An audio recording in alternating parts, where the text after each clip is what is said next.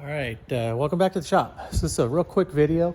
I just want to talk to you about some of these electronics on these M1163, M1161 growlers. So I'm working on this M1161.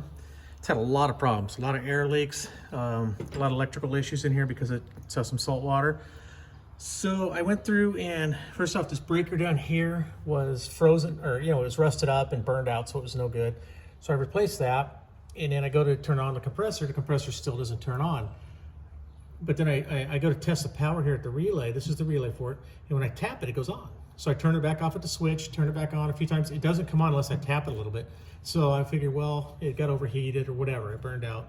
Ordered one from O'Reilly's. They just delivered it. And so here's an interesting thing. A lot of this stuff is 24 volt and a lot of it's controlled by 12 volt. This compressor is 24 volt. This relay is switching 24 volt, but it's controlled by a 12 volt. Switch, or on the 12 volt circuit. So I have 12 volts here, I have a ground here when it's engaged. So I took the old one off and I looked at it, and I could tell somebody just changed it because the way that the bolts were holding on, and on the bottom it says 24 volt.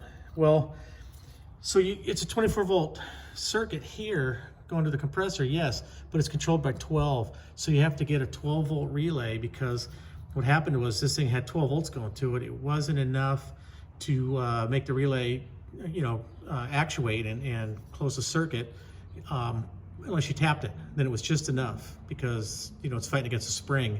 When you energize this, the field coil turns into a magnet, and that's what pulls it down or pushes it up, rather, and energizes it and contacts the contactors for these two bigger terminals.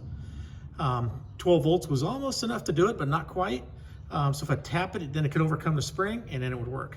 So I just changed it, put a 12 volt one on, and turn the key on. Whoops, I already had the key on. Turn the key on. And so now the compressor works. So anyways, just a real quick thing. If you're working on any electrical stuff on these things, make sure you know what voltage it should be.